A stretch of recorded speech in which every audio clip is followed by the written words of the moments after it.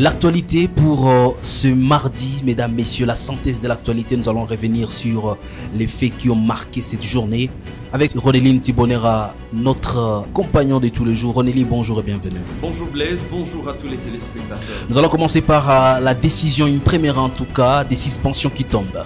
Et là, c'est le ministre de la fonction publique, Liaou, qui vient de frapper fort en écartant des secrétaires généraux qui ont trempé dans cette malignité de certains agents de l'État qui passent par la corruption pour se refaire une santé financière. En sommaire également, nous allons faire les Kenyans pour parler de cet insolite en tout cas, voilà le qualificatif. Ils sont 73 adeptes ou fidèles kenyans qui sont décédés après avoir gêné durant plusieurs jours dans l'objectif de rencontrer Jésus. Également à Butembo, le porte-parole des opérations Sokola 1, Anthony Manouchaï, qui pointe du doigt accusateur les jeunes d'être à la base des troubles enregistrés dans cette partie de la province Nord Kivu.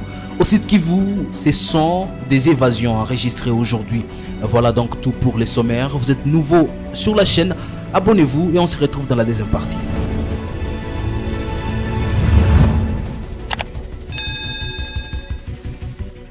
Ronelline Tibonera, nous allons commencer l'actualité du jour avec cette information.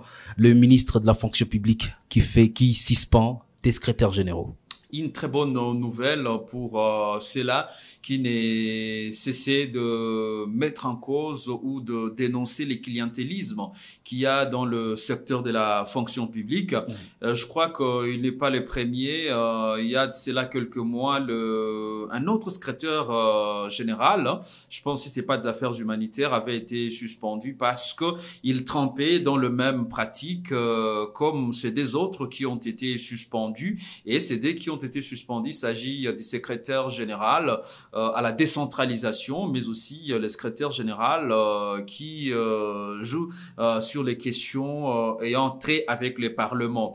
Et ces décisions sont motivées par le fait que ces gens ont nommé des personnes qui n'avaient pas qualité, et cela en violation des textes qui régissent même le recrutement au niveau de la fonction publique.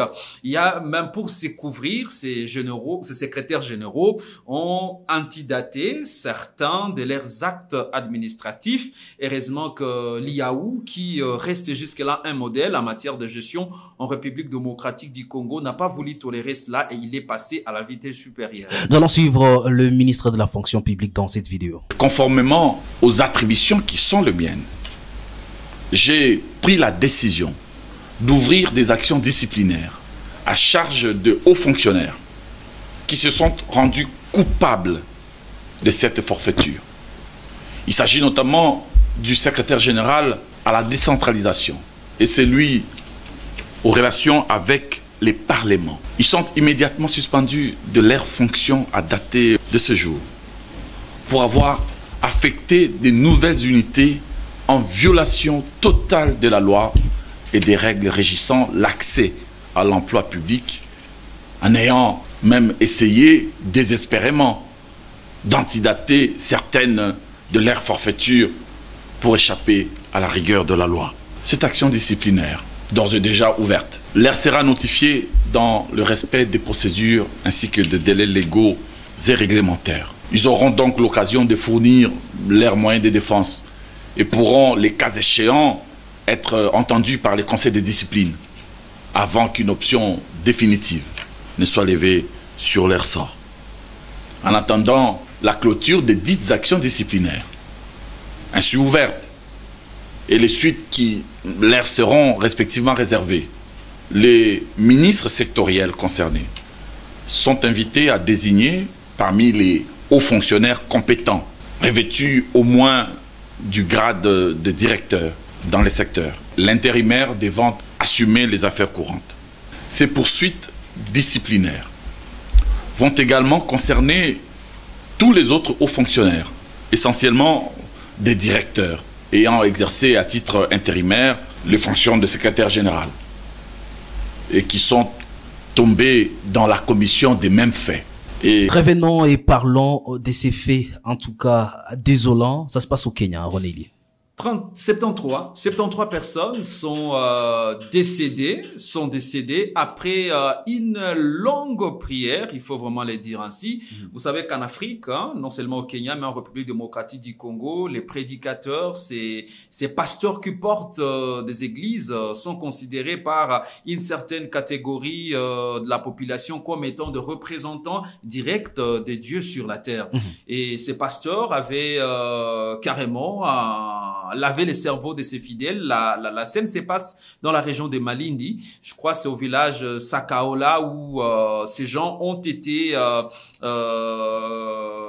je vais dire, convaincus. Ils ont été convaincus d'aller en brousse, prier, gêner, jusqu'à ce qu'ils rencontrent Jésus. Malheureusement, ces 73 personnes sont décédées des suites de la famine, sans pour ne pas rencontrer Jésus. C'est les chemins de la rencontre avec Jésus. Bon, voilà, c'est ça ce que j'appelle les lavements de cerveau, parce que lui faisait croire à ses fidèles que, voilà, s'ils veulent vraiment rencontrer Jésus, ils doivent gêner, et que c'est à l'issue de ces gènes-là qu'ils vont finir par rencontrer Jésus. Malheureusement, ils sont décédés, et c'est une question qui fait débat au niveau du Kenya, au niveau de la République démocratique du Congo, bien que les pasteurs soient arrêtés et qu'ils soient entre le débordement de la police en attendant son procès qui s'ouvre les deux mains je crois au Kenya. Il y a par exemple la Lucha qui pense que cela doit interpeller non seulement les autorités kenyanes mais les autorités de la République démocratique du Congo, où certains aventuriers, excuse-moi pour les termes, se réveillent et disent ben écoutez, j'ai été mandaté par Dieu à amener l'argent. Donc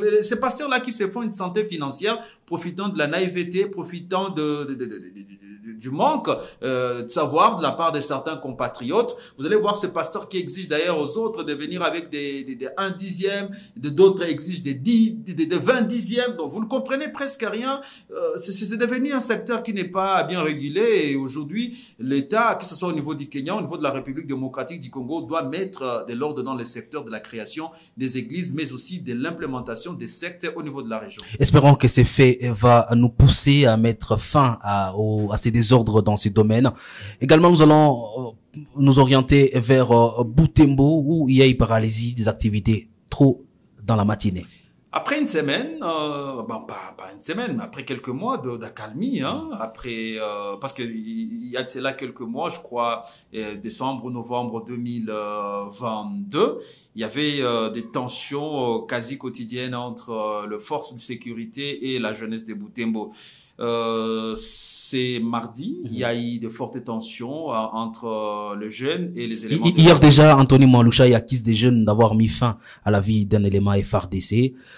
Aujourd'hui, matin, pendant que les forces armées de la République démocratique du Congo font de descentes sur terrain pour aller enquêter, la jeunesse qui barricade de route. Alors, ce qui fait mal dans tout ça, c'est ce comportement des jeunes qui commencent à tuer les forces de sécurité. Parce que ces éléments de l'ordre, c'est vrai, ils ne sont pas tous sans, parce qu'il y a ceux-là qui commettent d'actes contraires à la loi, il y a ceux-là qui volent, mais je pense la majeure partie des éléments de la police et de l'armée sont quand même de gens bien formés, disciplinés et éduqués. Commencer à s'en prendre aux forces de sécurité, c'est une faiblesse. Cela donne des opportunités, par exemple, aux rebelles ADF de penser que quelque part, il y a une armée qui n'est pas assez solide, qui n'est pas assez forte et qu'on peut attaquer à n'importe quelle circonstance et trouver gain de cause. Donc je pense que cette façon d'agir de la part des jeunes de Butembo, elle n'est pas à encourager, parce que ça risque même de mettre à mal ce qu'on appelle cette collaboration civilo-militaire pour qu'il y ait la sécurité dans une entité.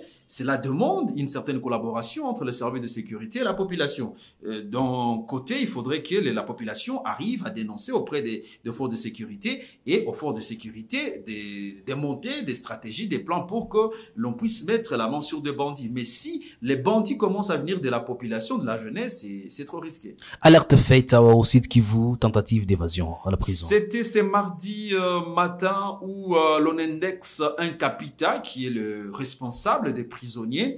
C'est monsieur Afini de purger sa peine au niveau de la prison centrale de Bukavu. Malheureusement, lorsqu'on est capita, on est chef de prisonnier, vous avez suffisamment davantage, vous jouissez d'une certaine largesse en matière de contrôle ou dans l'exécution ou dans la mise en place de certaines affaires. Quand vous êtes capita, vous pouvez sortir une soirée, aller vous abreuver dans la cité et rentrer. Vous pouvez vendre des stupéfiants, bien que l'on dit trop souvent que c'est prohibé, hein, c'est ce genre d'histoire, mais ces personnes ont développé tout un réseau qui leur facilite la tâche. Au-delà de ça, il y a certaines cellules qu'on appelle des cellules VIP où les prisonniers sont appelés à verser une certaine caution ou à payer, à renouveler ce qu'on appelle les contrats de bail au niveau de la prison, et cet argent est géré par les capitas. Maintenant, les capitas se sentant un peu lésés dans ces affaires parce que les autorités mettaient une pression sur les capitas pour qu'ils puissent quitter, qu'ils puissent abandonner la prison étant donné qu'il était il avait déjà fini de purger sa peine. De sa peine, mais les capitas ne voulaient pas. Il a instrumentalisé certains de ses collègues geôliers ou prisonniers pour qu'ils puissent mettre le feu sur certains ou certaines cellules, et voilà, ils ont mis le feu. Il y a eu même tentative. Il y a certains qui voulaient escalader le mur de la prison de Bukavu. Heureusement, la police était en alerte.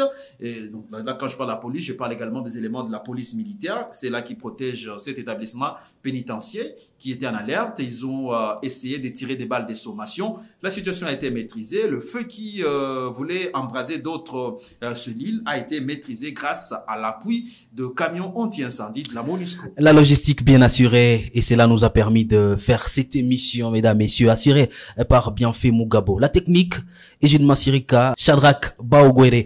Mesdames, messieurs, on se retrouve très prochainement avec le même plaisir. Portez-vous bien.